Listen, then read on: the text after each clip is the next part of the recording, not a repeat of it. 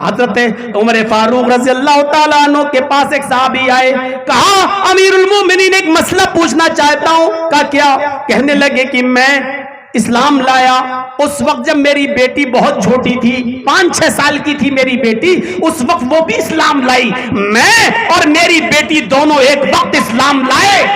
یہ حضرت عمر فاروق سے کہا جا رہا ہے, وہ صحابی نہیں تھے. وہ کہنے لگے کہ میں اور میری بیٹی ایک ساتھ اسلام لائے ہیں, میری بیٹی اس وقت چھوٹی تھی. حضرت عمر نے کہا بہت بہت مبارک ہو تمہیں اور تمہاری بیٹی کو اسلام کا لانا.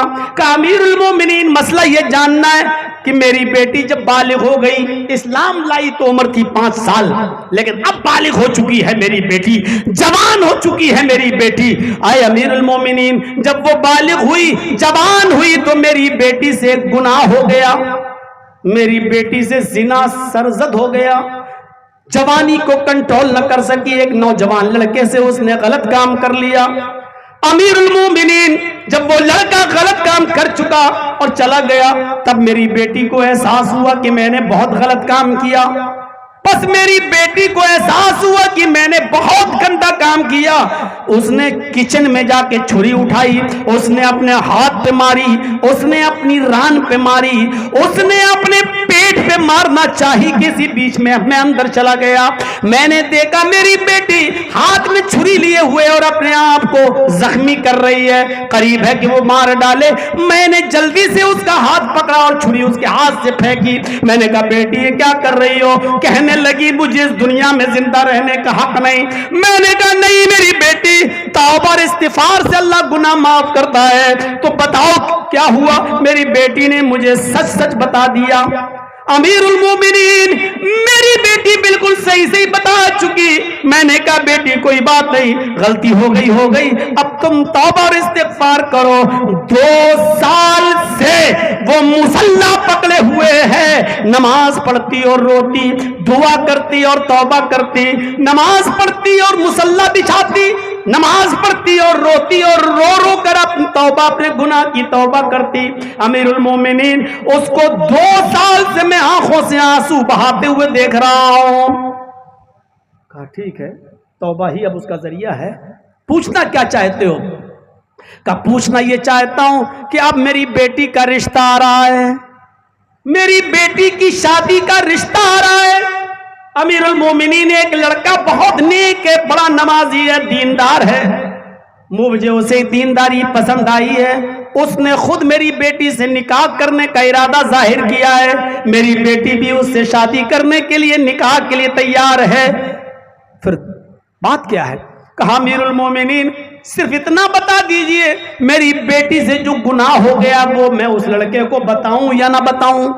میری بیٹی جو ایک بار غلط کام کر چکی ہے وہ میں اس لڑکے کو بتاؤں یا نہ بتاؤں؟ اگر بتاتا ہوں کہ میری بیٹی سے زنا ہو چکا ہے تو وہ نیک اور دیندار لڑکا کہیں زنا کا نام سنے, کہیں میری بیٹی سے رشتہ نہ چھوڑ بیٹھے. میں نہیں کروں گا, ایسی لڑکی ہے تیری, زنا کرتی ہے, میں ہو سکتا ہے کہ وہ چھوڑ دے. اور اگر نہیں بتاتا ہوں اور چپکے سے اپنی بیٹی کا نکاح اس کے ساتھ کر دیتا ہوں تو ڈر ہے کل قیامت کے دن اللہ رب العالمین مجھے سزا نہ دے کہ تو نے اس لڑکے کو دھوکہ کیوں دیا. جب تجھے معلوم تھا کہ تیری بیٹی سے زنا ہوا ہے تو تو نے اپنی بیٹی کا عیب اس لڑکے کو بتایا کیوں نہیں؟ میں کیا کروں؟ اگر بتاتا ہوں تو ڈر ہے کہیں لڑکا رشتہ چھوڑ نہ دے, اور نہیں بتاتا ہوں تو ڈر ہے کہ قیامت کے دن کہیں ہمارا مواخذہ نہ ہو, ہم سوال جواب نہ ہو جائے مجھ سے. حضرت عمر نے کوڑا نکالا اور کہا اگر تو پردیسی نہ ہوتا, کسی دوسرے شہر سے آنے والا نہ ہوتا تو میں اس کوڑے سے تیری کھال ادھیڑ دیتا. جب تیری بیٹی کے زنا کی خبر مجھے بھی نہیں معلوم تھی تو تو نے مجھے کیوں بتائی؟ جب تیری بیٹی کے زنا کی بات کسی کو نہیں معلوم تھی تیرے علاوہ تو تو نے مجھے کیوں بتائی؟ اس بات پر میں تجھے مارتا, لیکن چونکہ تو باہر سے آیا ہے اس لیے میں تجھے نہیں مار رہا ہوں. اب مسئلے کا جواب سن.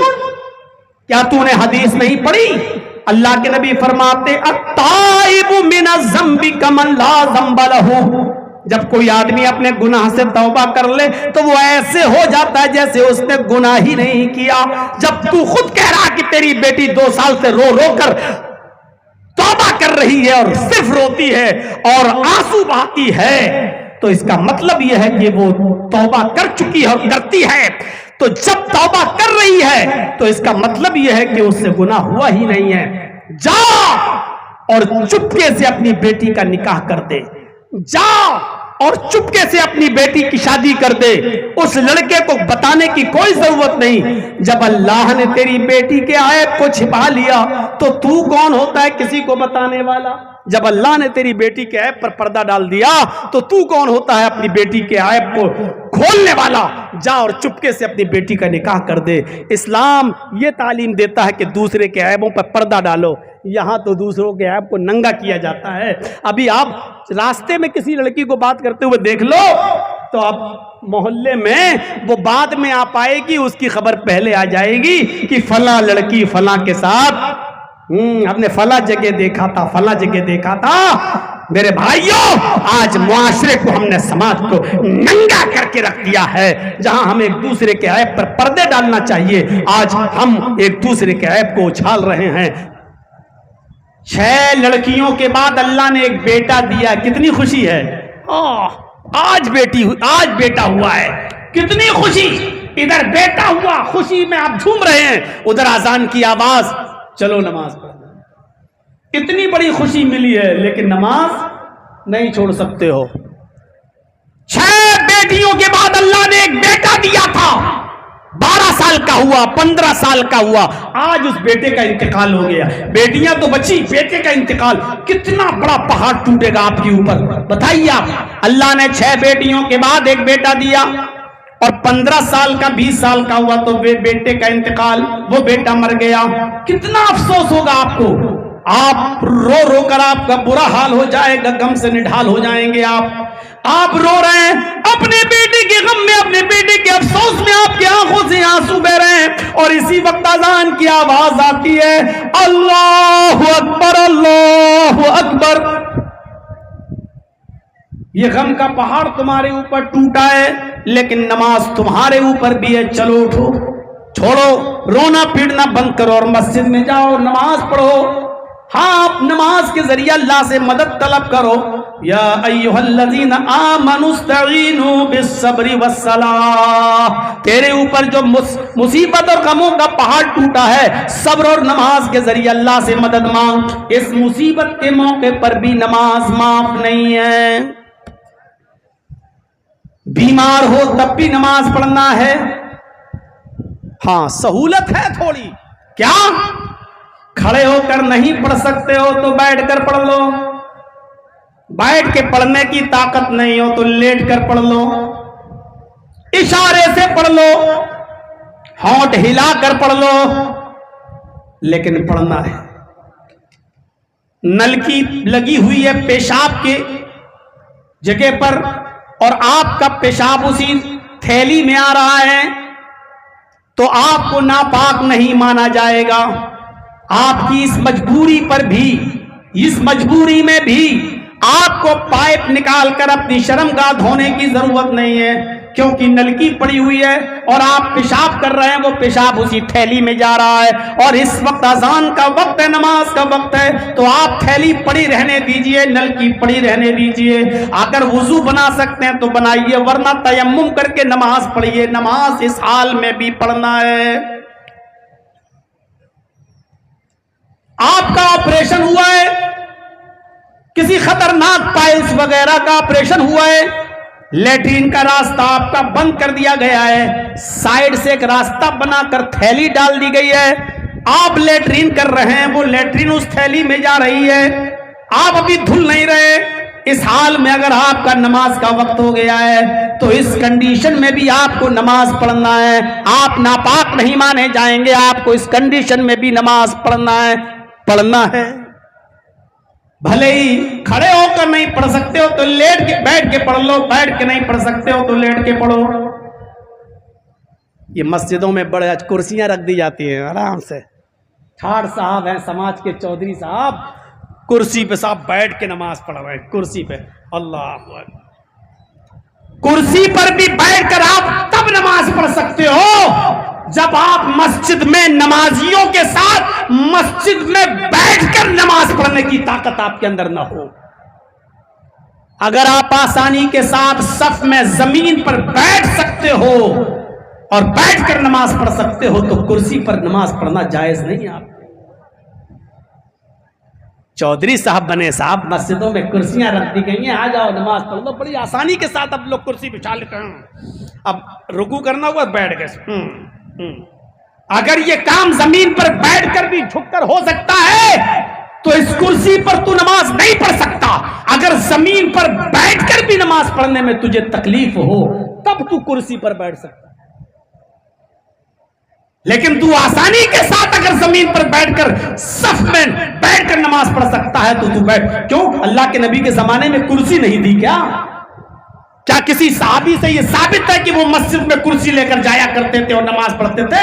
کرسی کا لفظ تو حدیث میں بھی آیا, کرسی کا لفظ تو قرآن میں بھی آیا, اور آیت الکرسی کے نام سے تو پوری ایک آیت ہی نازل ہوئی ہے.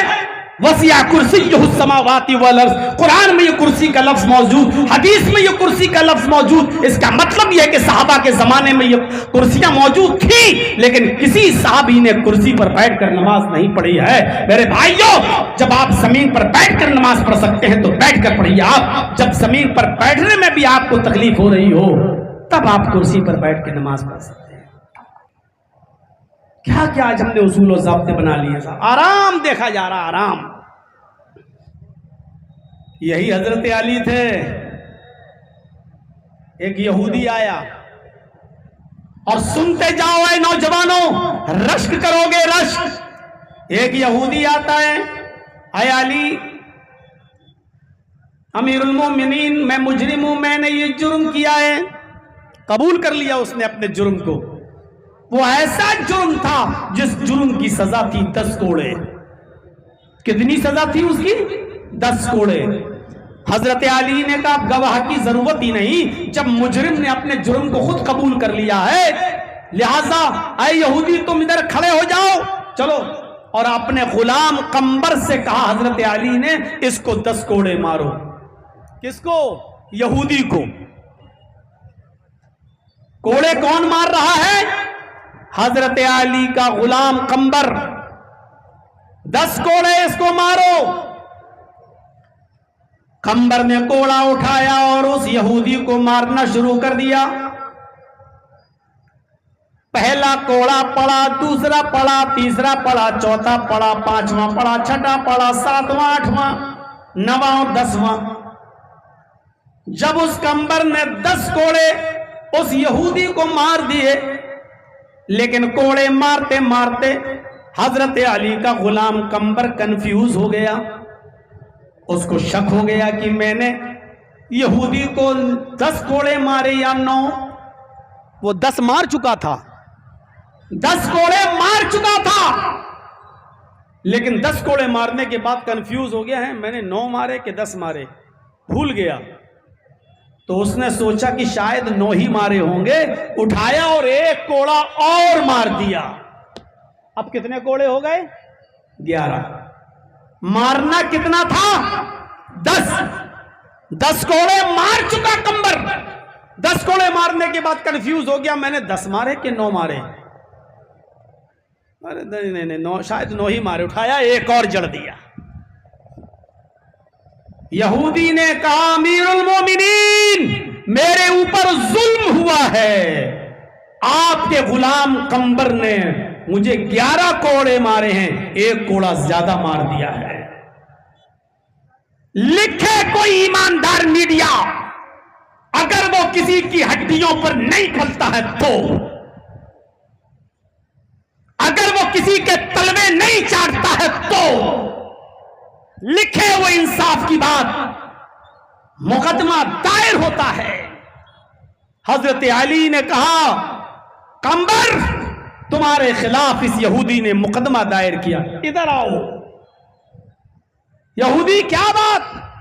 کہا آپ کے غلام نے مجھے 11 کوڑے مارے ہیں جبکہ اس جرم کی سزا 10 کوڑے تھی. حضرت علی نے کہا کیا کہتے ہو قمبر؟ قمبر نے کہا ہو سکتا ہے, میں نے 10 مارا تھا لیکن میں بھول گیا, کنفیوز ہو گیا کہ 10 مارے کہ 9 مارے, تو میں نے ایک اور مار دیا, لیکن مجھے شک تھا کہ 9 مارے کہ 10, لیکن اب یہ کہہ رہا ہے تو ہو سکتا ہے کہ اس کی بات صحیح ہو. یاد رکھیے گا, جب کسی کو 2 مہینے 3 مہینے 10 مہینے کی سزا ہو جائے 1 سال کی, اور جیل میں اگر وہ ڈال دیا جائے, تو قیدی اپنے دن بڑے غور سے گنتا ہے. آج 60 دن ہو گئے, 61 ہو گئے, 62 ہو گئے, 63 ہو گئے, 64 ہو گئے, وہ ایک ایک دن گنتا رہتا ہے, کبھی کبھی گھنٹے بھی گنتا رہتا ہے. جو لوگ جیل کی سلاخوں میں گئے ان کو اچھی طریقے سے معلوم ہوگا کہ وہ دن بھی گنتے رہتے ہیں کہ میرے کتنے دن ہو گئے. اس کو سزا مل رہی تھی تو یہ گن رہا تھا, مارنے والا کنفیوز ہو گیا, لیکن جس کو کوڑے مار رہا تھا وہ گن رہا تھا کہ مجھے کتنے کوڑے پڑ رہے ہیں, 1 2. اس امام سے پوچھو بیچارے سے جو عید کی نماز پڑھاتا ہو, مقتدیوں کو کیا, مقتدیوں کو تو بس اللہ اکبر اللہ اکبر کہنا پڑتا. اس امام سے پوچھو جس کو بیچارے کو 7 بار کرنا ہو, کبھی کبھی انگلی پہ ہاتھ رکھ لیتا ہوگا, اللہ اکبر اللہ اکبر اللہ اکبر. اس سے پوچھو کہ 7 کی 8 نہ ہو جائیں یا 7 کی 6 نہ ہو جائیں, یا تو 10 کوڑے مارے, وہ گن رہا 1 2 3, اور جیسی 11واں لگا اس نے کہا امیر المومنین 11 کوڑے مارے. حضرت علی نے کہا قمبر کیا کہتے ہو, اعتراف کر لیا, ہو سکتا ہے 11 ہو گئے ہوں, مجھے شک تھا. کہا شک تھا, اس کو یقین ہے اور تمہیں شک ہے, تو یقین والے کی بات زیادہ مانی جائے گی, لہذا تم کھڑے ہو جاؤ. اور اس یہودی سے کہا ادھر آؤ. کاش میڈیا بتاتی آج کے ان پولیٹیکل نیتاؤں کو کہ یہ انصاف تھا. حضرت علی نے اس یہودی کو کوڑا دیا اور کہا کہ یہودی اس نے 1 کوڑا تیرے جسم پر مارا ہے زیادہ, یہ کوڑا پکڑ اور جتنی زور سے اس نے تجھے کوڑا مارا تو بھی میرے غلام قمبر کو 1 کوڑا مار دے, مار. اور اس یہودی نے پورے مجمع کے سامنے حضرت علی کے اس غلام قمبر کو 1 کوڑا جڑا ہے, 1 کوڑا رسید کیا, 1 کوڑا مارا. پورے مجمع نے دیکھا, پورے سماج نے دیکھا, پوری سوسائٹی نے دیکھا. یہ اسلام کی خصوصیات ہے کہ وہ عدل سے کام لیتا ہے, وہ انصاف سے کام لیتا ہے. ہندو مسلم نہیں دیکھتا, یہودی عیسائی نہیں دیکھتا.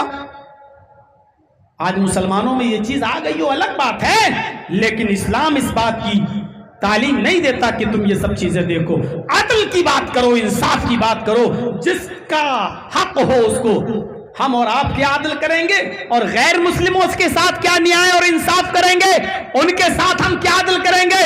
ہم اپنی اولاد کے ساتھ عدل نہیں کر سکتے, ہم اپنی بیٹیوں کو اپنی وراثت میں حق نہیں دے سکتے, ہم اپنی بہنوں کا حق نہیں دے سکتے. اس قوم سے کیا امید لگائی جائے کہ یہ غیر مسلموں کا حق ادا کرے گی, ان کے ساتھ انصاف کرے گی.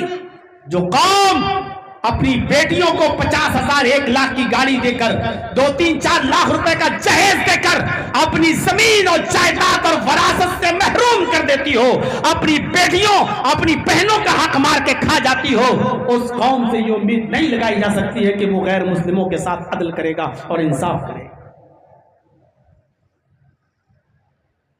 داڑھی رکھ لی لمبی, سعودی عرب کا رومال ڈال لیا, کیا میری بیٹی کی شادی ہے, کیا دے رہا, 4 ویلر دے رہا ہوں, حج کر کے آیا ہے, لمبی داڑھی رکھ لی, حاجی بن گیا, سعودیہ کا رومال گلے میں ڈالا, بیٹی کی شادی, کیا دے رہا ہوں, 4 ویلر دے رہا ہوں صاحب, 4 ویلر. اور منہ میں پان ہوگا تو کہے گا 4 ویلر دے رہا ہوں صاحب, 4 ویلر. 4 ویلر دینے کے بعد اب تو آزاد ہو گیا, اب وراثت سے محروم ہو جائے گی تیری بیٹی. اپنی بیٹیوں کا حق مار کے کھانے والوں, اپنی بہنوں کا حق مار کے کھانے والوں, کیا تم سے امید لگائی جائے کہ غیر مسلموں کے ساتھ انصاف کرو گے؟ سوچیے صحیح. یہی قاضی شرح ہیں, ان کا بیٹا یہودی لڑکے سے لڑ لیا اور جھگڑ لیا. اب یہ گھر پہ آئے, باپ نے پوچھا قاضی صاحب نے, بیٹے کچھ پریشان لگتے ہو. کہا ابو ایک یہودی بچے سے جھگڑا ہو گیا میرا, یہ بات تھی. کہا اچھا, تو کہا کہ میں مقدمہ دائر کرنے جا رہا ہوں اس یہودی لڑکے کے لیے. اور آپ جج ہوں گے, آپ قاضی ہوں گے, آپ پہلے دیکھ لو قانونی داؤں پیچ, آپ دیکھ لو کیا میں مقدمہ جیت جاؤں گا. اگر میں مقدمہ جیت رہا ہوں تب تو مقدمہ دائر کروں, اور اگر مقدمہ نہیں جیتوں گا تو پھر میں مقدمہ دائر نہیں کروں گا.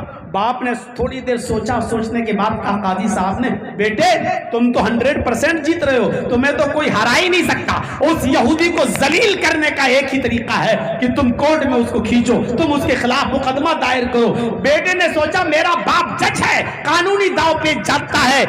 بیٹے نے قاضی صاحب کی عدالت میں مقدمہ دائر کر دیا, اپنے باپ کی عدالت میں. اس یہودی بچے کو نوٹس ملتا ہے, وہ بیچارہ یہودی بچہ ڈرتے ہوئے آتا ہے یہ سوچ کر کیا مجھے تو سزا ملے گی کیونکہ باپ اس کا یہودی قاضی ہے, اس کا باپ ہی جج ہے, اب تو مجھے سزا ملے گی. دونوں نے اپنے اپنے دلیلیں رکھی. قاضی صاحب نے آن اسپاٹ فیصلہ سنایا اور اس یہودی بچے کو حکم دیا کہ تم بھی میرے بیٹے کو کوڑے مارو. جتنی زور سے اس نے تمہیں 2-3 کوڑے مارے, تم بھی میرے بیٹے کو کوڑے مارو. بھری عدالت میں سب کے سامنے اس یہودی بچے نے قاضی شریح کے بیٹے کو کوڑے لگائے.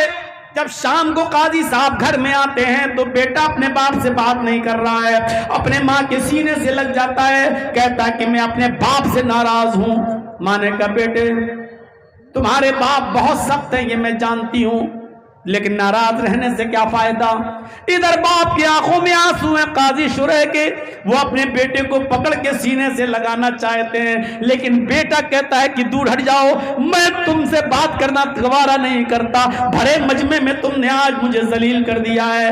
قاضی شریح روتے ہوئے کہتے ہیں میرے بیٹے قسم ہے اس ذات کی جس کے قبضے میں میری جان ہے, تو مجھے بڑا پیارا ہے, تو مجھے بڑا محبوب ہے, لیکن آج اس بات کی گواہی میں دیتا ہوں کہ میں جس کرسی پر بیٹھا ہوں اس پر انصاف کرنا مجھے تجھ سے بھی زیادہ محبوب ہے, عدل کرنا اور انصاف سے کام لینا مجھے تجھ سے بھی زیادہ وہ پیارا ہے. میں آج تیری آنکھوں سے آنسو دیکھنا گوارا کر لوں گا اور تیری نفرت کو جھیلنا گوارا کر لوں گا, لیکن آج کی یہ نفرت اور آج کی یہ آنسو اس دن کے آنسوؤں سے بہتر ہوگا جس دن کوئی کسی کا پرسان حال نہیں ہوگا اور نفسا نفسی کا عالم ہوگا. میرے بھائیوں, قاضی شریح اپنے بیٹے کے خلاف فیصلہ سناتے ہیں اور یہودی بچے کو اپنے بیٹے کو کوڑا مارنے کا حکم دیتے ہیں. یہ عدل اور یہ انصاف صرف اسلام کی تعلیمات میں ہی ملے گا. اسلام کی تعلیمات میں اگر عدل ہے اور انصاف ہے آج بھی تو مجھے بتاؤ, بھجن اونچی آواز میں گائے جا سکتے ہیں, جے شری رام کے نعرے اونچی آواز میں لگ سکتے ہیں, مندروں سے اونچی آواز میں بھجن کی اور کتھاؤں کی آوازیں آ سکتی ہیں, کتھائیں باہر روڈ پر بڑے آرام سے کی جا سکتی ہیں, تو پھر مسجدوں میں 2 منٹ کی اذان سے کون سی تکلیفیں ہو رہی ہیں؟ اگر انصاف ہے تو سب کے ساتھ کیوں نہیں ہے؟ اگر انصاف کرو تو سب کے ساتھ کرو. میں نہیں کہہ رہا ہوں کہ ہمیں لاؤڈ اسپیکر سے زور سے آواز اذان دینے کے لیے اجازت دو, بالکل نہیں. میں کہتا ہوں کہ لاؤڈ اسپیکر کو بند کر دو. چلو میں سب سے پہلے اس بات کا حقدار ہوں, آواز اٹھاتا ہوں کہ بند کر دو مائک, لیکن پھر یہ مائک ہر جگہ سے بند ہونا چاہیے, ہر جگہ سے آواز بند ہونا چاہیے. اگر سڑک پہ نماز پڑھنے پر تمہیں کوئی اعتراض ہے اور ہونا بھی نہیں چاہیے, اسلام بھی نہیں کہتا کہ تم راستہ روک کر نماز پڑھو, ہم بھی اس کے خلاف ہیں, نہیں ہونا چاہیے. لیکن میں پوچھنا چاہتا ہوں صرف نمازوں ہی سے دقت ہے تو پھر بھنڈاروں سے کیوں نہیں ہے, پھر کانوڑیوں کی یاتراؤں سے کیوں نہیں ہے, پھر ان تمام چیزوں سے کیوں نہیں ہے؟ پھر تو یہ سارے کے سارے اعتراضات تو ہوں گے اور آوازیں تو اٹھائی جائیں گی. میرے بھائیوں, اگر نماز پڑھنے پر پابندی لگا سکتے ہو لگاؤ, شوق سے لگاؤ, خوشی خوشی لگاؤ. ہم 2 مرتبہ میں نماز پڑھ لیں گے, 3 مرتبہ میں نماز پڑھ لیں گے, لیکن یہ پابندی پھر آپ اپنے مذہبی لوگوں میں بھی لگاؤ, اپنے دھارمک لوگوں میں کے اوپر بھی لگاؤ. پھر یہ راستے جو وہ لوگ جام کرتے ہیں ان پر بھی لگاؤ. میرے بھائیوں, یہ کہاں کا انصاف ہے کہ یہ کہو کہ اگر سڑک پہ نماز پڑھی گئی تو ڈنڈوں سے تمہارا علاج کیا جائے گا, اور کانوڑیے اگر سڑک پر جائیں تو ہیلی کاپٹر سے ان کے اوپر پھولوں کی بارش کی جائے گی. یہ عدل نہیں ہے. یہ انصاف نہیں ہے. اور جس ملک کے اندر عدل اور انصاف نہیں ہوتا ہے اس ملک کے اندر شانتی بھی نہیں ہوتی ہے. شانتی کے لیے ضروری ہے کہ عدل ہو اور انصاف اور نیائے ہو, تبھی اس ملک کے اندر شانتی بھی ہوگی. اسی چیز کو قرآن یاد دلاتے ہوئے کہتا ہے وَاذْكُرُوا نِعْمَتَ اللَّهِ عَلَيْكُمْ إِذْ كُنْتُمْ أَعْدَاءً فَأَلَّفَ بَيْنَ قُلُوبِكُمْ. غور کیجیے آپ, اسی کو قرآن یاد دلا رہا ہے. اللہ کی اس نعمت کو یاد کرو, اللہ کی اس نعمت کو یاد کرو اے مسلمانوں. وَاذْكُرُوا نِعْمَتَ اللَّهِ عَلَيْكُمْ, اللہ کی اس نعمت کو یاد کرو جو اس نے تمہاری اوپر برسائی ہے, جو اس نے تمہاری اوپر نچھاور کی ہے, جو اس نے تمہیں لٹائی ہے.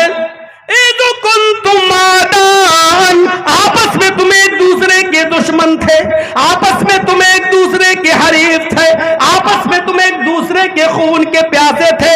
فَأَلَّفَ بَيْنَ قُلُوبِكُمْ, تو اللہ نے تمہارے دلوں کے اندر الفت ڈال دی, اللہ نے تمہارے دلوں کے اندر محبت پیدا کر دی.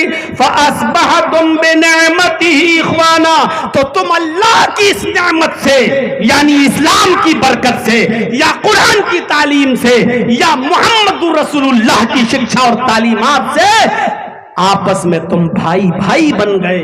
تم آپس میں ایک دوسرے کے دشمن تھے, حریف تھے, جان کے پیاسے تھے, اللہ نے تمہیں بھائی بھائی بنا دیا. اسی طرف اشارہ کیا ہے قرآن نے, اللہ تبارک و تعالیٰ نے. آج ہم ایک دوسرے کو کیسے گالی دے دیتے ہیں, کیسے ایک دوسرے کے اوپر تلوار اٹھا لیتے ہیں, کیسے ایک دوسرے کا ہم مرڈر کر دیتے ہیں, کیسے ایک دوسرے کی زمین و جائیداد پہ ہم قبضہ کر لیتے ہیں, کیسے ایک دوسرے کے اوپر ہم ظلم کر لیتے ہیں. اسلام تو یہ کہتا ہے المسلم اخو المسلم لا یظلمہ ولا یسلمہ, مسلمان مسلمان کا بھائی ہے, نہ اس کے اوپر وہ ظلم کرتا ہے نہ کرنے دیتا ہے. نہ تو ہم کسی کے اوپر ظلم کریں گے, اور اگر کسی مسلمان کے اوپر ظلم ہو رہا ہوگا تو ہم ہونے بھی نہیں دیں گے. یہ ہے مسلمان کی شان, یہ ہے مسلمان کا مقام, یہ ہے مسلمان کی حیثیت. آج ہمیں خوشی ہوتی ہے صاحب, خوشی کس بات پر؟ فلاں آدمی ہے میرا پڑوسی اچھا برباد ہو رہا, ہونے دو, ہم بہت اونچی اڑان بڑھ رہا تھا, ہم سے آگے جا رہا تھا. آج ہمیں اپنی پریشانی سے اتنی پریشانی نہیں ہے جتنی ہمیں دوسرے کی خوشی سے پریشانی ہے. آج ہم اپنی پریشانیوں سے اتنا پریشان نہیں ہیں جتنا ہم سامنے والے کی خوشی سے ہم پریشان ہیں. آج یہ صورتحال پیدا ہو چکی ہے ہماری. جو اپنے لیے پسند کرو وہی اپنے بھائی کے لیے بھی پسند کرو. سعید ابن جبیر ایک تابعی گزرے ہیں. سعید ابن جبیر کے بارے میں حجاج ابن یوسف نے اعلان کر دیا تھا کہ یہ جہاں ملے ان کو گرفتار کر کے لاؤ, ہم ان کو اپنی آنکھوں کے سامنے قتل کروائیں گے. حجاج ابن یوسف کی پولیس کتوں کی طرح سعید ابن جبیر کو ڈھونڈ رہی تھی.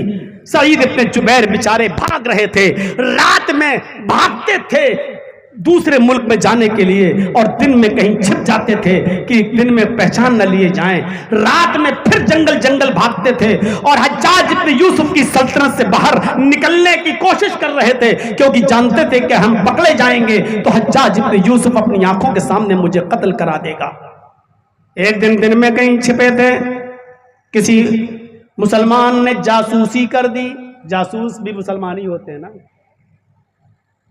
آپ دیکھ لیجئے گا, آپ کی بھی جاسوسی کوئی غیر مسلم نہیں کرے گا, آپ کے اپنے کریں گے. اپنے لوگ جاسوسی کرتے ہیں اپنے. حجاج ابن یوسف کی پولیس ڈھونڈ رہی ہے سعید ابن جبیر کو, کسی اپنے نے جاسوسی کر دی, فلاں کے گھر میں چھپے ہوئے ہیں. حجاج کی پولیس جاتی ہے اور اس گھر پہ چھاپا مارتی ہے, سعید ابن جبیر پکڑے جاتے ہیں. ان کو حجاج کے پاس لانے کی تیاری ہوتی ہے, لیکن حجاج ابن یوسف بہت دور ہے, 10, 12, 15 دن کا سفر ہے. حجاج ابن یوسف کی پولیس نے سعید ابن جبیر کو پکڑ لیا اور لے کر چلنے لگے. سعید ابن جبیر انتہائی نیک اور شریف انسان, سمجھ گئے کہ اب میری موت کا وقت قریب ہے, میں قتل کر دیا جاؤں گا, اب وہ دن میں نفلی روزے رکھنے لگے اور رات میں جب پولیس والے تھوڑا سوتے تھے تو یہ عبادت میں لگ جایا کرتے تھے. دو پولیس والے جاگ رہے دو دیکھ رہے, جب یہ سوتے تو وہ پولیس والے جاگتے. 4-5 دن کا سفر سعید ابن جبیر کے ساتھ ان پولیس والوں کو بہت اچھا لگا. انہوں نے آپس میں مشورہ کیا, سعید ابن جبیر بڑے نیک آدمی ہیں, دن میں روزہ رکھتے ہیں, رات میں عبادت کرتے ہیں, ان کے بیوی ہے بچے ہیں, بیچارے یہ قتل کر دیے جائیں گے, بڑا نیک آدمی ہے, ہم لوگ ان کے قتل کا گناہ اپنے سر پر کیوں لا دیں؟ چلو ایسا کرتے ہیں, سعید ابن جبیر کو چپکے سے چھوڑ دیتے ہیں اور کہہ دیتے ہیں کہ جاؤ تم. حجاج کو تھوڑی معلوم ہے کہ میں نے انہیں گرفتار کر لیا ہے, میں نے انہیں پکڑ لیا ہے, ہم کہہ دیں گے کہ ہمیں سعید ملے ہی نہیں. سعید ابن جبیر کو چھوڑ دیا جاتا ہے. آئے سعید تم بڑے نیک انسان ہو, جاؤ میں نے تمہیں چھوڑ دیا ہے, رات میں تم نکلو اور چپکے چپکے شہر سے پار ہو جاؤ, حجاج کی سلطنت سے نکل جاؤ, تم بیوی بچوں والے ہو, ہم تمہارے قتل کے گناہگار نہیں بننا چاہتے ہیں, حجاج تمہیں قتل کر دے گا, مار دے گا, جاؤ تم چلے جاؤ. پولیس والوں نے پہلی مرتبہ ایک اچھا کام کیا, سعید ابن جبیر کو چھوڑ دیا اور سعید ابن جبیر نے کہا اللہ تمہیں جزائے خیر دے, تم نے میرے بچوں کو یتیم ہونے سے بچا لیا, تم نے میری بیوی کو بیوہ ہونے سے بچا لیا, اللہ تمہیں جزائے خیر دے. سعید ابن جبیر چل دیے, پولیس والوں نے چھوڑ دیا. ابھی سعید ابن جبیر 100 قدم گئے ہوں گے, بس 100 قدم, بس اونلی 100 قدم. وہاں سے لوٹ کے واپس آئے اور کہنے لگے اے پولیس والوں تم نے مجھے چھوڑ کر بہت بڑی غلطی کی, نہیں جلدی میرے ہاتھوں میں ہتھکڑی ڈالو اور مجھے حجاج کے پاس لے چلو, میں بھاگوں گا نہیں. پولیس والوں نے کہا ہم نے تمہیں رہا کر دیا اور تم اپنے آپ کو موت کے منہ میں ڈھکیل رہے ہو. کہنے لگے آئے پولیس والوں میں بھاگ کر تمہیں مصیبت میں نہیں ڈالنا چاہتا, جو میں اپنے لیے پسند کرتا ہوں وہی میں تمہارے لیے پسند کروں گا. کسی جاسوس نے میری خبر دی ہے کہ میں فلاں گھر میں ہوں اور تم نے مجھے پکڑ لیا, اس جاسوس کو یہ معلوم ہے کہ تم مجھے پکڑ چکے ہو, آج تم مجھے چھوڑ رہے ہو, میں تو بھاگ جاؤں گا. لیکن اس جاسوس نے آ کر حجاج کو یہ بتا دیا کہ پولیس والے تو پکڑ چکے تھے سعید ابن جبیر کو, لیکن ان پولیس والوں نے بیچ میں چھوڑ دیا ہے, تو ہم تو بھاگ جائیں گے. لیکن حجاج کو جب یہ پتا چلے گا کہ سعید ابن جبیر کو تم نے پکڑ کر چھوڑ دیا ہے تو وہ تمہیں قتل کر دے گا, تمہیں مار ڈالے گا, تمہاری جان لے لے گا. میں یہ نہیں چاہتا ہوں کہ میری جان بچ جائے اور میری جگہ پر تم پھنس جاؤ. دیکھ رہے ہیں ایک مسلمان کا دوسرے مسلمان کے لیے کیا جذبہ ہے, میں بچ جاؤں اور تم پھنس جاؤ. میں یہ پسند نہیں کرتا, جو اپنے لیے پسند کرتا وہ تمہارے لیے, جیسے مجھے اپنی جان پیاری ہے تمہارے لیے تمہاری بھی جان پیاری ہے. میں تو بچ جاؤں گا لیکن تم قتل کر دیے جاؤ گے, اور میں نہیں چاہتا ہوں کہ میری وجہ سے تمہاری جان جائے. پولیس والوں نے کہا ارے تم جاؤ نا یار, میں نے تمہیں چھوڑ دیا. سعید ابن جبیر نے جانے کا نام نہیں لیا کہ میری وجہ سے تم قتل کر دیے جاؤ گے. بالآخر پولیس والوں نے لا کر حجاج کے سامنے پیش کر دیا سعید ابن جبیر کو. حجاج خوش ہوا, پولیس والوں کو انعام سے نوازا اور سعید ابن جبیر کے پیچھے سے ہاتھ باندھے. کہا کوئی آخری تمنا, ایک مسلمان کی آخری تمنا وہی ہوتی ہے 2 رکعت نماز. دے دی, جلدی سے نماز پڑھ لی, پیچھے سے ہاتھ باندھ دیے گئے, خونی چمڑا بچھا دیا گیا, جلاد تلوار لے کر کھڑا ہے, حجاج ابن یوسف سامنے کھڑا ہے. سعید ابن جبیر کی گردن کو زمین پہ ڈال دیا گیا ہے. حجاج کا اشارہ ہوتا ہے اور جلاد نے اپنی پوری طاقت سے سعید ابن جبیر کی گردن پہ تلوار ماری اور ایک ہی جھٹکے میں پوری کی پوری گردن تن سے جدا ہو جاتی ہے. سعید ابن جبیر قتل کر دیے جاتے ہیں. میرے بھائیوں, پورا واقعہ بیان کرنے کا صرف مقصد, صرف وجہ یہ ہے کہ یہ بتانا چاہتا ہوں سعید ابن جبیر نے اپنی جان تو دے دی, لیکن کسی دوسرے مسلمان کی, وہ پولیس والے ہی صحیح لیکن کسی دوسرے مسلمان کی جان کو خطرے میں نہیں ڈالا. یہ ہے مسلمان کی شان. آج تو خود بچ جائیں, دوسرا پھنستا تو پھنس جائے, اور ہم اپنے آپ کو مسلمان کہتے ہیں. بھائی چارہ اپنے اندر پیدا کرو. ایک چائے کی دکان کسی غریب نے کھولی, بیچارہ بیچ رہا ہے, اپنے گھر میں اپنی بیوی بچوں کا پیٹ پال رہا ہے، آپ کو اس کی اپنے بچوں کو پیٹ بھرنے کی عادت بھی پسند نہیں آئی، اور آپ نے اس کے پڑوس میں جا کر ایک اور چائے کی دکان کھول لی۔ وہ 10 روپے کی دے رہا ہے تو آپ 8 روپے کی دیتے ہو، تاکہ اس کے کسٹمر ٹوٹ کے میرے پاس آ جائیں اور اپنے آپ کو مسلمان کہتے ہوئے شرم۔ کس منہ سے اپنے آپ کو مسلمان کہتے ہو؟ تذکرۃ الحفاظ پڑھی علامہ شمس الدین ذہبی کی، 2 صحابی کا واقعہ نقل کرتے ہیں۔ دونوں صحابیوں کی دکان، دونوں کپڑے کی دکان لگی ساتھ میں۔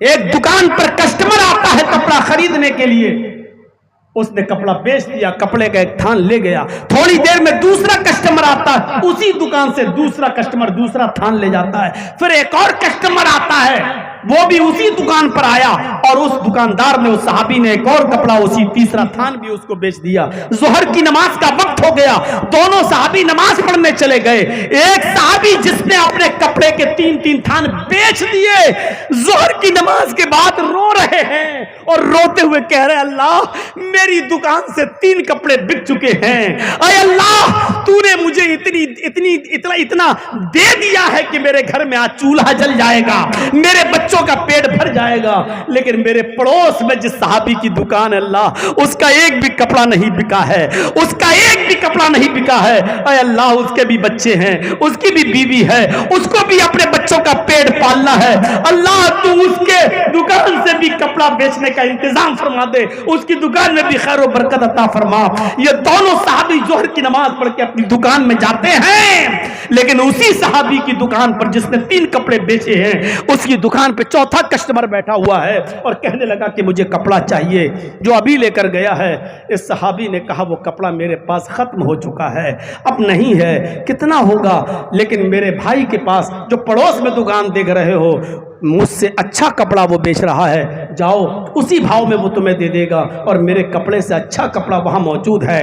یہ کسٹمر اٹھتا ہے اور اس کی دوسرے آدمی کی دکان پہ چلا جاتا ہے، اور یہ صحابی پھر نظر آسمان پہ ڈال کے کہتے ہیں، اللہ تم میری نیت کو اچھی طریقے سے جانتا ہے، کپڑا میرے پاس تھا لیکن میں جھوٹ اس لیے بول دیا تاکہ اب وہ کسٹمر اس کی دکان پہ جائے اور اس سے کپڑا خرید لے۔ اے اللہ تو میری نیت جانتا ہے، میں جھوٹ بولنا نہیں چاہتا تھا، لیکن میرے کئی کپڑے بک چکے ہیں، میں نے اس لیے اس دکان پہ بھیج دیا تاکہ اس کا بھی کپڑا بک جائے اور اس کے بیوی کا بھی اور بچوں کا بھی پیٹ بھر جائے، وہ اتنا کما لے۔ اے اللہ میرے جھوٹ پر میرا مواخذہ مت کرنا۔ میرے پیارے ساتھیوں، ایک مسلمان کی دوسرے مسلمان کے ساتھ یہ ہمدردی، یہ غمخواری، یہ حیرت میں نہیں ڈالتی آپ کو؟ آپ ریٹ اور کم کر لیتے ہیں تاکہ اس کے کسٹمر ہماری دکان پہ آ جائیں، وہ اپنا کسٹمر دوسرے کی دکان پہ بھیج رہا ہے، اور آپ اس کے کسٹمر کو چھیننے کے لیے اور اپنی دکان پہ بلانے کے لیے بھاؤ بھی کم کر دیتے ہو اور ریٹ بھی کم کر دیتے ہو۔ لیکن اس کے باوجود ہمارا نام ہے محمد اسلم، محمد اکرم، محمد اظہر، ماشاءاللہ، نہ ہمارے ایمان میں کوئی کمی آئے، نہ ہمارے اسلام میں کوئی خلل پڑے، ہم پھر بھی مسلمان ہیں۔ ہمیں سوچنا چاہیے اور غور کرنا چاہیے۔ اس سے فرصت ملی تو غیبت، چغلی، حسد، کینہ، بغض، عناد اور دشمنی، ایک دوسرے کی جاسوسی، کہاں ہے موقع؟ قرآن کہتا ہے مسلمانوں، اجتنبوا کثیرا من الظن ان بعض الظن اثم، زیادہ بدگمانی مت کیا کرو، کچھ بدگمانیاں انسان کو گناہگار بنا دیتی ہیں۔ بدگمانی بڑی بری چیز ہے۔ جرجیت صاحب کی آپ سے دشمنی ہے، بول چال بند ہے، جرجیت صاحب نماز پڑھ کے نکلے، آپ اپنے گھر کی چھت پر کھڑے ہیں، بول چال بند ہے۔ جرجیت صاحب مسجد سے نماز پڑھ کے نکلے، منہ میں بڑبڑاتے ہوئے جا رہے ہیں، سبحان اللہ سبحان اللہ الحمدللہ اللہ اکبر کہتے ہوئے جا رہے ہیں، لیکن چونکہ آپ کی ہماری دشمنی ہے، ہماری نظر آپ سے ملی، چھت پر آنکھوں سے آنکھیں ٹکرائیں، آپ نے میرے ہونٹ ہلتے ہوئے دیکھے تو آپ کہیں گے کمینہ مجھے گالی دے رہا ہے۔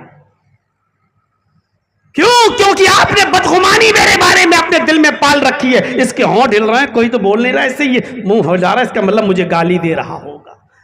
قرآن کہتا ہے ان بعض الظن, بعض بدگمانیاں انسان کو گناہگار بھی بنا دیتی ہیں. ایک لڑکی ایئر فون لگا کر اپنے کان میں چلی آ رہی ہے بات کرتے ہوئے, لیکن ہمارا مائنڈ سیٹ ہے ضرور بوائے فرینڈ سے بات کر رہی ہوگی, ضرور اپنے عاشق سے بات کر رہی ہوگی. ہو سکتا ہے کہ آپ کا گمان صحیح ہو, لیکن یہ بھی تو ہو سکتا ہے کہ وہ بیچارہ اس کا باپ اس لڑکی کا ہاسپٹل میں ایڈمٹ ہو اور وہ اپنے باپ کے لیے اپنے بھائی سے کہہ رہی ہو کہ بھائی میں تو جا رہی ہوں, تم بھی جلدی سے آؤ, تم بھی ہاسپٹل میں آؤ, باپ ابو کی طبیعت خراب ہے. ہو سکتا ہے کہ وہ اپنے بھائی سے بات کر رہی ہو سکتا ہے کہ وہ اپنی کسی سہیلی سے بات کر رہی ہو سکتا ہے کہ وہ اپنی ماں سے بات کر رہی ہو, یہ بھی تو ہو سکتا ہے. لیکن ہمارا مائنڈ سیٹ ہے اکیلی جا رہی ہے, کان میں ایئر فون لگا ہوا ہے, بلوٹوتھ لگا ہوا ہے, ضرور دونوں. اسی لیے کہا بدگمانی سے بچو. امام اوزائی رحمت اللہ علیہ اپنے گھر میں چٹائی پر بیٹھے ہوئے ہیں فجر کی نماز کے بعد, پڑوس کی ایک عورت آتی ہے, گھر کو دستک دیتی ہے. امام اوزائی نے دروازہ کھولا, پڑوسن کہنے لگی مجھے آپ کی بیوی سے بات کرنی ہے. امام اوزائی اپنے گھر میں اندر گئے, بیوی سے کہا جاؤ تمہاری پڑوسن تم سے بات کرنا چاہتی ہے, میں جس چٹائی پر بیٹھا تھا اس کو اسی چٹائی پر بٹھا کے تم دونوں بات کر لو. جیسی وہ پڑوسن آئی اور اسی چٹائی پر جب امام اوزائی کی بیوی نے بٹھایا جس پر امام اوزائی ابھی قرآن پڑھ رہے تھے, جیسی پڑوسن بیٹھی اس کے پیچھے سے شلوار بھیگ جاتی ہے, یعنی اس پر کچھ پانی پڑا ہوا تھا, بھیگ جاتی ہے. امام اوزائی کا بیٹا چھوٹا سا ابھی کپڑا اتار کے وہیں ننگا بیٹھا ہوا تھا, گھوم رہا تھا, اور اس کی چڈی اس کا انڈر ویئر بھیگا ہوا تھا. پڑوسن کہنے لگی واہ, اس چٹائی پر بٹھا دیا جس پر آپ کے بچے نے پیشاب کیا ہے, میرا کپڑا گیلا ہو گیا ہے, تمہارے بچے کے پیشاب نے میرے کپڑے کو ناپاک کر دیا ہے. امام اوزائی کی بیوی کہتی ہے میری بہن بے فکر رہو, میں نے تمہیں جس چٹائی پر بٹھایا ہے یہ میرے بچے کا پیشاب نہیں ہے, آپ کا کپڑا ناپاک نہیں ہوا. وہ پڑوسن کہتی ہے چپ رہو, تمہارا بچی کا کچھا یہ خراب ہے, بھیگا ہوا ہے, اور تم کہتی ہو کہ پیشاب نہیں کیا. بچے نے ابھی کپڑا اتارا ہے, کچا بھیگا ہے, چٹائی سے ابھی اٹھ کے گیا ہے, اور تم یہ کہتے ہو کہ بچے نے پیشاب نہیں کیا ہے. امام اوزائی کی بیوی کہتی ہے میں تمہیں اللہ کی قسم کھا کے کہتی ہوں کہ یہ میرے بچے کا پیشاب نہیں ہے, میری بات کا یقین کرو. وہ کہتی ہے اگر یہ پیشاب نہیں ہے تو تم بتاؤ یہ کیا ہے. امام اوزائی کی بیوی روتے ہوئے کہتی ہیں کہ تم نے مجھے مجبور کر دیا, میں بتانا نہیں چاہتی تھی. میرے شوہر امام اوزائی مسجد میں فجر کی نماز ادا کرنے جاتے ہیں, اس کے بعد وہاں سے آتے ہیں تو گھر پہ بیٹھ کر اسی چٹائی پر قرآن کی تلاوت کرتے ہیں. جب سورج نکل آتا ہے تو اپنے ہاتھوں کو اٹھا کر توبہ اور استغفار کرتے ہیں, روتے ہیں, اور دعائے استغفار میں توبہ میں اتنا روتے ہیں کہ ان کے آنکھوں کے آنسو سے یہ چٹائی روزانہ بھیگ جاتی ہے. اے میری بہن, جس چٹائی پر تم بیٹھی ہو اور جس سے تمہاری شلوار بھیگ گئی ہے یہ میرے بچے کا پیشاب نہیں ہے, یہ میرے شوہر کی آنکھوں سے گرنے والے آنسو ہیں, جن آنسوؤں نے تمہاری شلوار کو بھیگا کر دیا ہے, بھگو دیا ہے. یہ میرے شوہر امام اوزائی کی آنکھوں سے گرنے والے آنسو ہیں. تو ضروری نہیں کہ ہم جو گمان کریں وہ صحیح ہو. تو آج ایک مسلمان دوسرے مسلمان کے ساتھ کتنی بدگمانی کر رہا ہے, کیسی بدگمانیاں دور کرو, جاسوسیوں سے بچو, ایک دوسرے کی ٹوہ میں مت لگو, غیبت مت کرو, چغلی مت کرو. میرے بھائیوں, یہ لڑکیاں جب پیدا ہوتی تھی تو ان کو زندہ رہنے کا حق نہیں تھا. پیدا تو ہو گئی لیکن پیدا ہوتے ہی دفن نہیں کی جاتی تھی. جب 4 سال کی ہو جاتی تھی, بولنے لگتی تھی ابو ابو, امی امی, کچھ سمجھداری آ جاتی تھی, تب اس کا باپ کہتا تھا کہ اس بچی کو نہلاؤ, دھلاؤ, نئے کپڑے پہناؤ. جیسا کہ کسی کو جیل سے پھانسی کے لیے لے جایا جاتا ہے تو جیلر کی طرف سے نئے کپڑے اس کو پہنائے جاتے ہیں, صبح غسل دیا جاتا ہے کہ غسل کر لو, نیا کپڑا پہنو, اور پھر پھانسی کے تختے تک لے جایا جاتا ہے. ایسے ہی اس لڑکی کو نہلایا جاتا 4 سال کے بعد.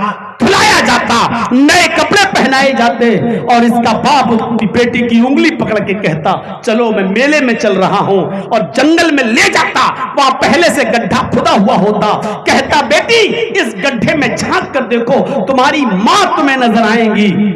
वो झांक कर देखती, पीछे से धक्का देता और मिट्टी डाल देता, वो चीखती रहती और चिल्लाती रहती। मेरे भाइयों, कुरान करीम ने ऐसी बदतरीन रस्म के को मिसाल बनाते हुए फरमाया, जिन लोगों ने इन लड़कियों को बचपने में दफन किया है उनको कयामत के दिन मैदाने महशर में जमा किया जाएगा, और जो छोटी छोटी बच्चियां जिनको दफन कर दिया गया उनको जबान दी जाएगी, और अल्लाह ताला उन बच्चियों से कहेगा वइज़ल मौऊदतु सुइलत, ऐ बच्चियों बताओ तुम्हारा क्या कसूर था, तुम्हारे बाप ने तुम्हें दफन क्यों किया, तुम क्यों कत्ल की गई, तुम्हारा जुर्म क्या था, तुम क्यों मार डाली गई, तुम्हारे साथ ये सुलूक क्यों किया गया। वो छोटी 4 साल की बच्ची क्या जवाब देगी, वो अपने रोते हुए अंदाज में बोलेगी और यही कहेगी ऐ अल्लाह मेरा कसूर सिर्फ ये था कि तूने मुझे मेरे बाप के घर में लड़की बनाकर पैदा किया था, बेटी बनाकर पैदा किया था, इसके अलावा मेरा कोई जुर्म नहीं था। गौर करो मेरे भाइयों, उस औरत की सरजमीन पर शराब पी जाती है तो धुआंधार, लोग जब खाने के दस्तरखान पर बैठते हैं तो पानी के बजाय शराब की बोतलें रख लेते हैं, और जब खाते खाते लुकमा टक जाता था तो शराब पीकर वो लुकमा उतारते थे। ये हाल था शराब पीने का, लेकिन अकेले दम पर मोहम्मद रसूलुल्लाह ने जब शराब की हुर्मत का ऐलान किया तो मेरे भाइयों मदीने में शराब ऐसे बहने लगी, नालियों से बाहर आने लगी, और सड़कों पर शराब नालियों से बाहर छलकने लगी। एनसाइक्लोपीडिया ब्रिटानिका का क्रिश्चियन राइटर तो सैलाब से तशबीह देता है और कहता है जैसे आपके यहाँ पानी की बाढ़ आ जाती है ऐसे ही अरब के अंदर शराब की बाढ़ आ गई। आप तो बीड़ी नहीं छोड़ सकते, सिगरेट नहीं छोड़ सकते, वो शराब के दिलदादा थे, वो शराब के रसिया थे। मोहम्मद रसूलुल्लाह ने जब शराब की हुर्मत का ऐलान किया और शराब को हराम करने वाली आयत जब हतमी तौर पर नाजिल होती है कि इन्नमल खम्रु वल मैसिरु वल अंसाबु वल अज़लामु रिज्सुम मिन अमलिश शैतान फज्तनिबूहु लअल्लकुम तुफ्लिहून, जब ये आयत नाजिल होती है तो जिसके हाथ में शराब पी रहे हैं ये आयत सुनते हैं शराब छोड़ देते हैं, जिनके घरों में शराब भरी है वो घरे फोड़ देते हैं, जिनके ड्रमों में शराब भरी है वो शराब के ड्रम उलट देते हैं। शराब बहने लगती है, इतनी जल्दी किसी हाकिम वक्त की आवाज पर लब्बैक नहीं कहा गया। मैंने बिहार में सैकड़ों तकरीरें की हैं, मैंने नीतीश की वो सरकार भी देखी है जिसमें शराब पर उसने बिहार में पाबंदी लगाई थी, लेकिन इसके बावजूद बिहार शराब बंदी में पूरी तरह कामयाब न हो सका। शराब फिर भी चलती रही और बेची जाती रही और आती रही और जाती रही, लेकिन यहां मोहम्मद रसूलुल्लाह जैसे ही शराब की हुर्मत का ऐलान करते हैं मदीने में शराब नालियों से छलक छलक कर बाहर आने लगी। सारे सहाबा ने शराब के मटके और ड्रम तोड़ दिए और बोतलें फोड़ दी। इतनी जल्दी अगर किसी हाकिम वक्त की आवाज पर लब्बैक कहा गया तो वो हस्ती है सिर्फ मोहम्मद रसूलुल्लाह की। लड़कियों की इज्जत ऐसे होने लगी कि जो लड़कियों को पैदा होते ही जिंदा दफन कर दिया करते थे वो लड़कियों को पढ़ाने लगे, लिखाने लगे, और बाप अपनी जमीन में से लड़की को वरासत देने लगा, भाई अपनी वरासत में से लड़की को हिस्सा देने लगा, बेटा अपनी वरासत में से अपनी मां को हकदार मानने लगा। मेरे भाइयों अल्लाह के रसूल सल्लल्लाहु अलैहि वसल्लम ने उस बेटी को वरासत का हकदार बना दिया है, ऐसी इज्जत दी है। फिर देखिए मेरे भाइयों जुआ जो खेला जाता था उस जुए पर कैसी पाबंदी लगी कि जो जुए में सब कुछ हार जाया करते थे वो बेचारे ज़कात के जरिए और हमदर्दी के जरिए एक दूसरे के मकान बनाने लगे, एक दूसरे के ताबुन में आगे बढ़ने लगे। ہم ایک جہیز ختم نہیں کر پا رہے ہیں. محمد رسول اللہ نے اکیلے دم پر کتنی خرافاتوں کا خاتمہ کیا ہے. اندازہ لگائیے. یہی ایک مثال لیجئے جس مثال پہ بھی ہم روا دوا ہیں چل رہے ہیں. 27 سال تک جنگ ہوتی ہے اور دونوں طرف سے جنگ جب ہوئی تو 40,000 آدمی مارے جا چکے ہیں, لیکن جنگ ختم نہیں ہوتی ہے. لیکن جب اللہ نے ایسی جاہل قوم کو جب بھائی بھائی بنایا تو اس قوم کا حال یہ ہو گیا, اتنا زیادہ بھائی بھائی بن گئے کہ جنگ یرموک میں چند صحابی زخمی پڑے ہوئے ہیں. چند صحابی زخمی پڑے ہیں. ایک زخمی صحابی کو پانی پلانے جاتے ہیں, اٹھو پانی پی لو. جیسے ہی پانی کا پیالہ انہوں نے ہونٹ پہ لگایا, دوسرا چیخنے لگا, تھوڑا سا پانی میرے لیے چھوڑ دینا, میں بھی پیاسا ہوں. اس نے پانی نہیں پیا. میں یہ پانی پی لوں گا تو میرا بھائی پیاسا رہ جائے گا. اس نے کہا کہ میرے بھائی کو پانی پلا دو, وہ مجھ سے زیادہ پیاسا نظر آتا ہے, جاؤ اس کے پاس بھیج دیا. جب دوسرے کے پاس گئے, اس کے ہونٹ پہ پانی کا پیالہ لگایا تو تیسرا رونے لگا, اے کاش مجھے بھی کوئی پانی پلا دے. دوسرے نے تیسرے کے پاس بھیج دیا, میں مجھ سے زیادہ میرا بھائی پیاسا ہے, اس کو پانی پلاؤ. یہ جب اس کے پاس جاتا ہے تو کیا دیکھتا ہے, پہنچنے سے پہلے اس کی وفات ہو گئی, وہ انتقال کر گئے. لوٹ کر دوسرے کے پاس آیا, کیا دیکھتا ہے کہ یہ بھی چلا گیا. وہ لوٹ کر پہلے کے پاس آیا, کیا دیکھتا ہے کہ پہلا بھی جعفری کے سپرد کر چکا ہے, پہلا بھی انتقال کر گیا. جو ایک بکری کے چکر میں 27 سال لڑتے تھے اور 40 سال تک جنگ لڑتے تھے اور 40,000 آدمی مارے جاتے تھے, لیکن اس کے باوجود جنگ بند نہیں کرتے تھے, خون کے پیاسے تھے. میرے بھائیوں, ان لوگوں کو اللہ کے رسول نے ایسا بنا دیا کہ ایک دوسرے کے لیے اپنی جان دینے لگے. نہیں, اس کو پانی پلاؤ, وہ مجھ سے زیادہ پیاسا ہے. دوسرا کہتا اس کو پلاؤ, تیسرا وہ مجھ سے زیادہ پیاسا ہے. تیسرے کے پاس گئے تو انتقال کر گیا, دوسرے کے پاس آئے تو دیکھا دوسرا بھی چلا گیا, لوٹ کر پہلے کے پاس آئے تو پہلا بھی چلا گیا. یعنی ایک دوسرے کے لیے اپنی جان دینے لگا. کتنی محنت کی ہوگی ایسا بھائی بھائی بنانے کے لیے. محمد رسول اللہ نے اتنی شدید محبت کہ میں مر جاؤں لیکن میرا بھائی بچ جائے.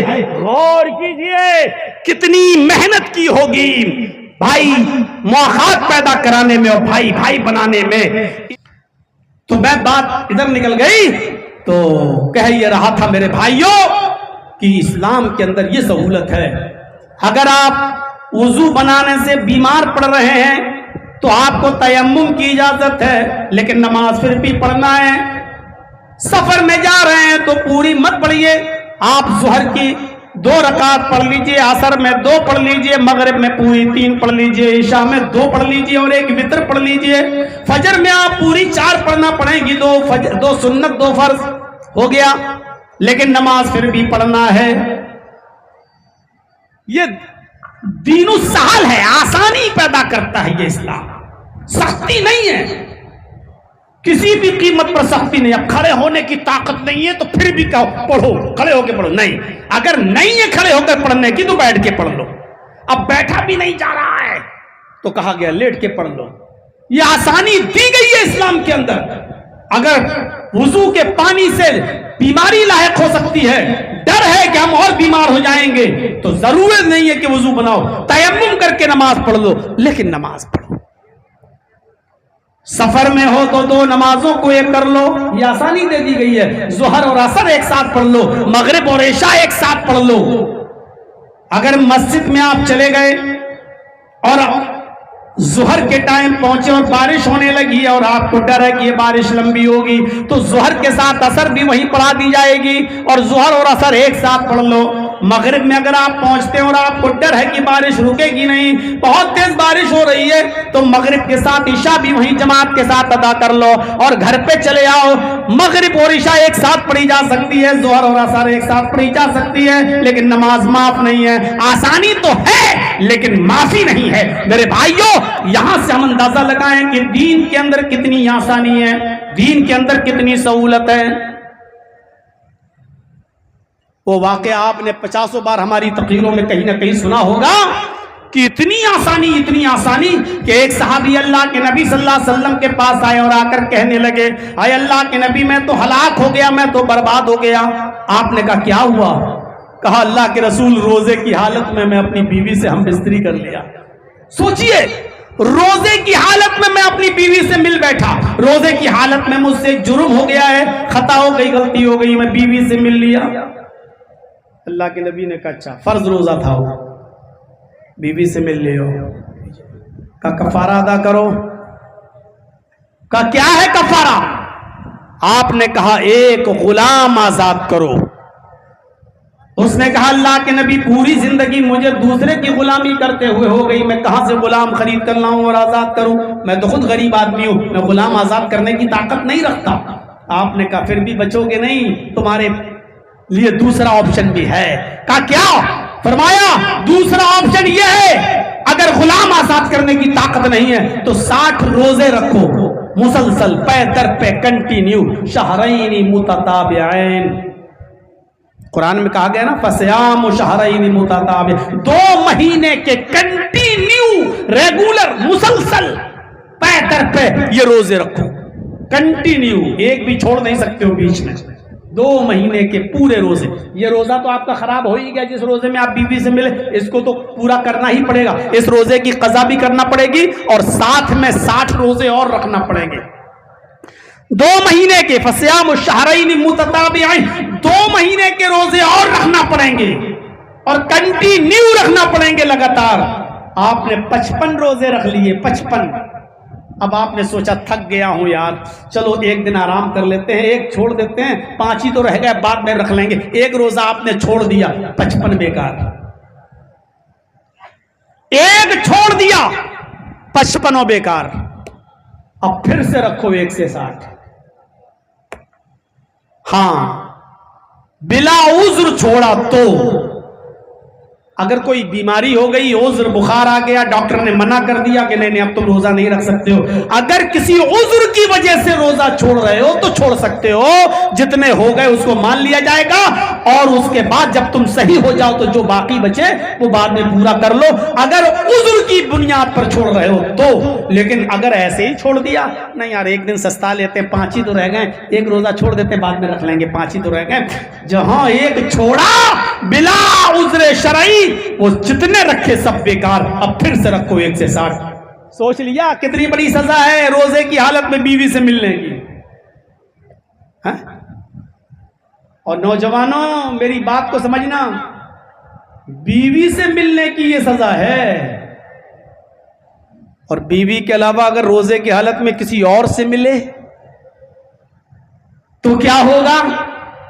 یہ تو اس کے ساتھ سزا ہے جس کے ساتھ تمہارا رشتہ ہے، جو تمہارے نکاح میں ہے، جو تمہارے لیے حلال ہے، یہ سزا اس کے ساتھ ہے۔ 60 روزے رکھو گے تم مسلسل پے در پہ، اور جس کے تعلق دوسری لڑکیوں کے ساتھ ہے اور اس نے روزے کی حالت میں اگر کسی دوسری لڑکی کے ساتھ غلط کام کیا ہے تو اس کی سزا کیا ہوگی؟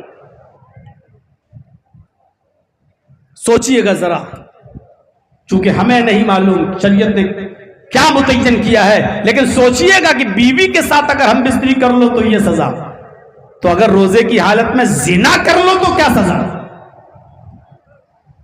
میرے بھائیوں، اور صحابی نے کہا اللہ کے نبی کتنے روزے رکھوں؟ آپ نے کہا 60۔ کہا یہ بھی طاقت نہیں ہے میرے اندر، میں کمزور آدمی ہوں، 60 روزے کہاں سے رکھ سکتا ہوں؟ اللہ کے رسول ایک روزے پر تو صبر نہیں ہوا، بیوی سے مل بیٹھا، آپ کہہ رہے ہیں 60 روزے رکھو، میں کہاں سے رکھوں گا، نہیں رکھ پاؤں گا 60 روزے۔ آپ نے کہا تو پھر ایک اور آپشن ہے، وہ آپشن یہ ہے کہ تو 60 مسکینوں کو، فقیروں کو، محتاجوں کو کھانا کھلاؤ، 60 مسکینوں کو۔ یہ تو آپ کے اوپر ڈیپینڈ کرتا ہے، 60 کو ایک ساتھ بلا کر کھلا دو، کھلا دیا، جاؤ اپنی بیوی کے پاس، بیوی حلال۔ نہیں 60 کو کھلانے کی طاقت نہیں ہے، ایک ایک کر کے کھلا سکتے ہو تو ایک ایک کر کے کھلاؤ، 60 دن کھلانا پڑیں گے، لیکن جب تک 60 مسکین پورے ہو نہیں جائیں گے تب تک آپ بیوی سے مل نہیں سکتے۔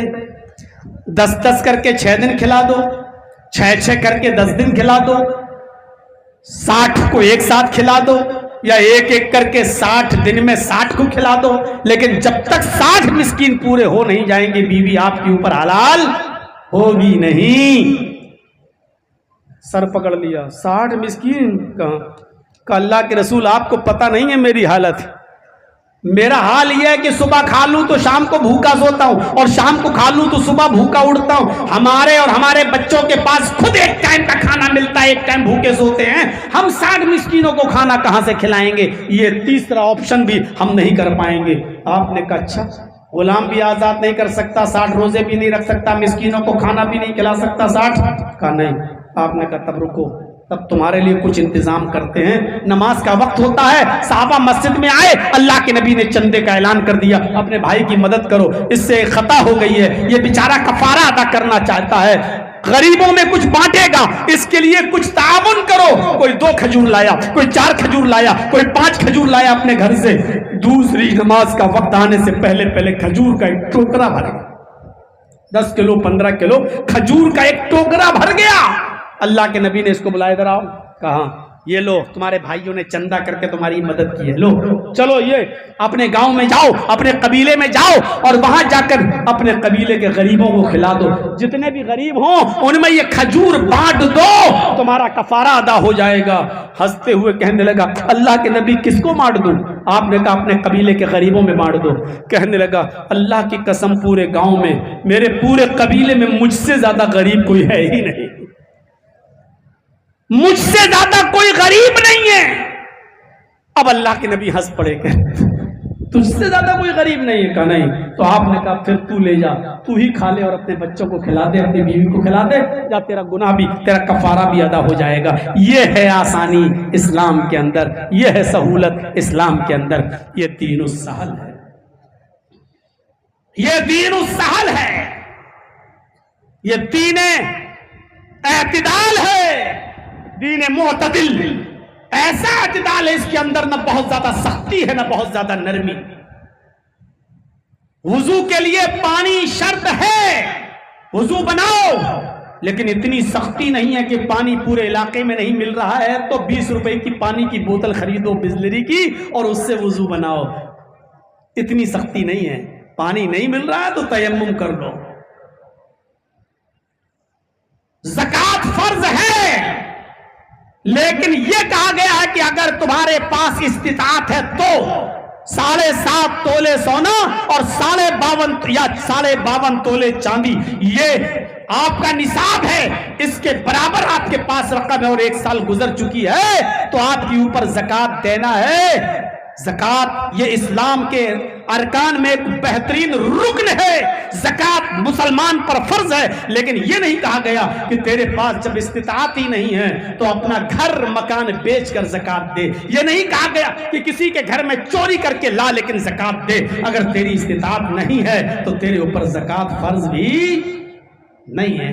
اعتدال دیکھیے، حج ہر مسلمان پر فرض ہے زندگی میں ایک بار، لیکن یہ بھی کہہ دیا گیا ان استطاعت الیہ سبیلا، اگر وہاں تک جانے کی طاقت ہے تمہارے اندر تو، لیکن یہ بھی ہے کہ اگر وہاں تک جانے کی طاقت نہیں ہے، استطاعت نہیں ہے، تو یہ نہیں کہا گیا کہ جس دکان پر بیٹھ کر تم اپنے روزی روٹی کماتے ہو اور اپنے بیوی بچوں کا پیٹ پالتے ہو تم اس دکان کو بیچ کر حج کرنے جاؤ۔ یہ نہیں کہا گیا کہ تم جس کھیت میں اناج اور غلہ بو کر کاشتکاری کرتے ہو اور غلہ اناج بیچتے ہو تم اپنا کھیت بیچ کر حج کرنے جاؤ، یہ نہیں کہا گیا۔ میرے بھائیوں، یہ اسلام دین معتدل ہے، حج فرض تو ہے لیکن جانے کی طاقت ہو تو، گھر بیچ کر نہیں، دکان بیچ کر نہیں، کھیت بیچ کر نہیں۔ زکوٰۃ فرض ہے لیکن دکان بیچ کر نہیں، زکوٰۃ بیچ کر نہیں۔ میرے بھائیوں، اسلام دین معتدل ہے، اسلام کے اندر ایک اعتدال پایا جاتا ہے، تو یہ اسلام کے اندر یہ خوبیاں ہیں، اور بھی بہت سی خوبیاں۔ اسلام دین رحمت ہے، اسلام دین التقویٰ ہے، اسلام دین روحانیت ہے، اسلام کو اللہ نے بے شمار خوبیوں سے نوازا ہے۔